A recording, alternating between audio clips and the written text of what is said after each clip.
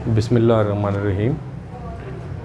Income tax की series का हम एक नई वीडियो लेकर आपकी खिदमत में हाज़िर हैं और आज हमने जो इसमें हमारी इस वीडियो में डिस्कशन होगी वो टैक्स प्रिपरेशन के लिहाज से बीकॉम के स्टूडेंट्स के लिए और जो इनकम टैक्स के टेस्ट की तैयारी कर रहे हैं उनके लिए ये काफ़ी फ़ायदेमंद साबित होगी।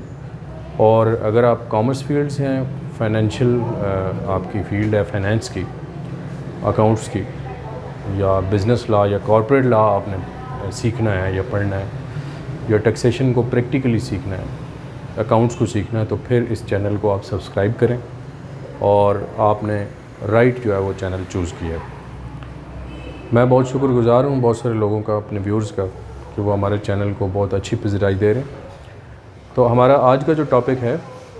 वो फोकस है सेक्शन 12 एंड 13 पर और सेक्शन 149 पर। बेसिकली जो सैलरी है, जो फर्स्ट सोर्स ऑफ इनकम है, ये हमने एक वीडियो में कहा था कि टोटल इनकम की जो डेफिनेशन है उसमें 5 सोर्सेज जो हैं वो एक इंडिविजुअल के आते हैं और उसमें एक जो फर्स्ट सोर्स है वो एक इंडिविजुअल का, वो पर्सन का, वो सैलरी होता है और सैलरी जो है उसकी डेफिनेशन देखनी पड़ेगी।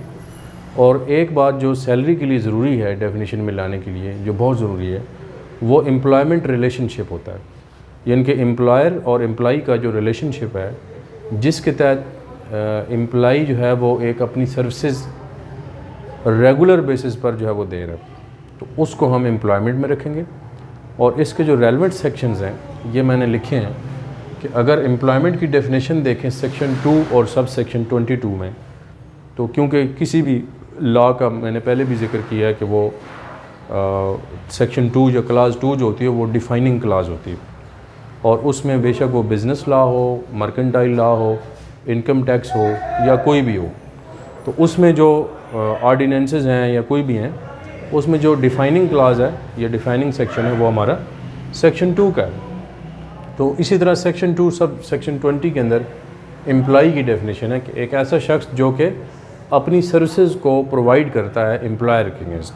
किसी और के अगेंस्ट। तो ये जो रिलेशन बनेगा एम्प्लॉयर और एम्प्लॉई का, इसको हम एम्प्लॉयमेंट में डिफ़ाइन करेंगे। अब इस सूरत में अगर कोई इनकम जनरेट होगी और वो देगा तो उसमें वो तमाम सैलरी की डेफिनेशन में आ जाएगा। अब उसका नाम कुछ भी हो सकता है, लेकिन पीछे रिलेशन जो है ना वो ज़रूरी है इसका कि वो होना चाहिए। जैसा कि इसमें हमने बहुत सारे नाम लिखे हैं, आप फोकस कर रहे होंगे इसके अंदर, तो ये आपके सामने है इसका। इसके अंदर पे है, वेजेस हैं, लीव पे है, ओवर टाइम है, bonus, gratuity, work condition supplements. Some time ऐसे होता है कि जो नेचर ऑफ जॉब है उसके हवाले से आपको स्पेशल कोई डेंजरस जो काम है जिसमें हेल्थ कंडीशंस इफ़ेक्ट होती हैं, या आपके जो है ना वो वर्कर्स को ज़रूरी तौर पर कुछ किट्स देनी पड़ती हैं, तो वो सारी के सारे बेनिफिट भी इसके अंदर है। स्पेशल अलाउंस देना पड़ता है, तो उस सूरत में ये है। फिर फ़ी हर किस्म की जो एम्प्लॉयर से एम्प्लॉई को मिलेगी, अलाउंसेस तो in form of cash paid जो चीज़ें हैं उसके आगे। परक्विजिट्स जो हैं वो सेक्शन 13 में हमने फिर आगे डिस्कस करने हैं सैलरी के। आज तो ये सैलरी का पहला एक सेशन है, तो उसमें परक्विजिट्स में फिर आगे वो बेनिफिट्स हैं जो प्रोवाइड किए जाते हैं, यानी कि each and every amount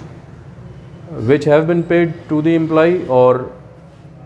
benefit और परक्विजिट्स इवन प्रोवाइडेड, यानी कि पेड और प्रोवाइडेड बेनिफिट दोनों जो हैं उसमें शामिल हम करेंगे और कलेक्टिवली ये हमारी सैलरी की डेफिनेशन में आ जाएगा। तो सैलरी इनकम में एक तो ये डेफिनेशन है। अब इसका जो टैक्स है, विद होल्डिंग एजेंट है, एम्प्लॉयर अक्सर होते हैं, क्योंकि कोई कंपनी होगी या जो भी, तो उसमें जो विद होल्डिंग सेक्शन है उसका, क्योंकि एक आपने इसमें 3-4 चीज़ें हमने पिछले लेक्चर में बताया था कि इनकम टैक्स को समझने के लिए आपको 3 चीज़ों का या 4 चीज़ों का समझना ज़रूरी है। एक तो रेलेवेंट सेक्शंस का, फिर उसके विद होल्डिंग सेक्शंस का, फिर उसके ऊपर SROs का, उसके साथ इनकम टैक्स रूल्स का, और फिर साथ स्केजुअल्स का समझना बहुत ज़रूरी है। तो इसमें टैक्स रेट्स जो हैं वो फर्स्ट स्केजुअल में है, वो हमारी डिस्कशन का आज हिस्सा नहीं है, लेकिन सेक्शन के जो 149 है इसमें सेक्शन डिडक्शन करके इसके तहत वो जितना भी टैक्स बनेगा according to the slab, particular slab लगेगी, तो वो भी हम इंशाल्लाह सीखेंगे। तो उसको हम फिर इसके अंदर फोकस करेंगे। तो ये सैलरी इनकम का एक पार्ट है। अच्छा, इसमें 2-3 क्वेश्चन कुछ दोस्तों ने हमें पूछे थे, एक ग्रुप में भी डिस्कशन हो रही थी, तो उसमें एक उन्होंने पूछा कि डॉक्टर्स जो हैं वो गवर्नमेंट हॉस्पिटल में काम करते हैं और सेम एम्प्लॉयर से वो इवनिंग में बैठकर फ़ीस भी लेते हैं, यानी कि वो इवनिंग में जो काम करते हैं वो सेक्शन 153 में वो सर्विसेज में ले जाते हैं और इस तरह से वो है। तो उसका जो आंसर है वो ये है कि इस पर काफ़ी सारा पहले भी डिस्कशन हो चुकी है। तो इसमें यह है कि जो सेम एम्प्लॉयर से आप कोई भी चीज़ लेंगे वो 149 की चीज़ होगी, वो 153 में नहीं जाएगी। वो इवन के आप अगर रेगुलर पे जो मॉर्निंग में ले रहे हैं और इवनिंग में जो वो पर हेड के हिसाब से उनकी जो फ़ीस है पेशेंट के हिसाब से परसेंटेज होता है ना, जैसे बहुत सारे ऐसे सेटअप हैं जिसमें मॉर्निंग में लोग जो हैं वो रेगुलर पे ले रहे होते हैं और उसी जगह पर सेम फिर इवनिंग में भी वो काम कर रहे होते हैं। तो उस सूरत में ये टेक्निकली जो है वो बाय लॉ जो है वो, क्योंकि सेम एम्प्लॉयर से आप ले रहे हैं तो फिर दूसरा रिलेशन हो नहीं सकता। जब एम्प्लॉयर और एम्प्लॉई का रिलेशन मौजूद है तो फिर इवनिंग वाली पे भी सैलरी में कंसिडर करनी चाहिए और फिर क्लब करके उसके ऊपर स्लैब लगानी चाहिए। इनको उसके मॉर्निंग की जो उसको बेनिफिट मिल रहे हैं और इवनिंग में जो मिल रहे हैं उनको क्लब करके आपको 149 में लेके जाना चाहिए। ये मेरा जो है, जो मुझे समझ है इस इनकम टैक्स की, उस हिसाब से ये होना चाहिए। हाँ, अगर आपका एम्प्लॉयर चेंज है और आपने किसी और को सर्विसेज दी हैं तो वो फिर कॉन्ट्रेक्चुअल में आ जाएंगी और वो बिज़नेस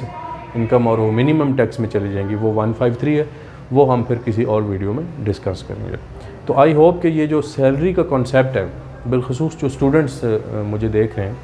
उनको ये कॉन्सेप्ट होगा, क्योंकि बहुत सारी चीज़ें वो कंफ्यूज कर देते हैं। इसमें अब वो चीज़ें भी हैं ना, एक एम्प्लॉयर जो है वो एक दे रहा है, अगर कोई उसको गाड़ी दे रहा है, उसको कोई भी चीज़ वो प्रोवाइड कर रहा है, अकोमोडेशन दे रहा है, परक्विजिट्स तो कई टाइप्स के होते हैं और उसमें जितने भी आइटम होंगे, इवन के इंटरेस्ट फ्री लोन है, फिर आगे वो डिटेल है, तो वो जहाँ जहाँ आप बेनिफिट देंगे वो सारे का सारा जो है वो एम्प्लॉयर एम्प्लॉय रिलेशन में जब आ जाएगा तो इनकम फ्रॉम सैलरी का हिस्सा बन जाएगा। Thank you very much.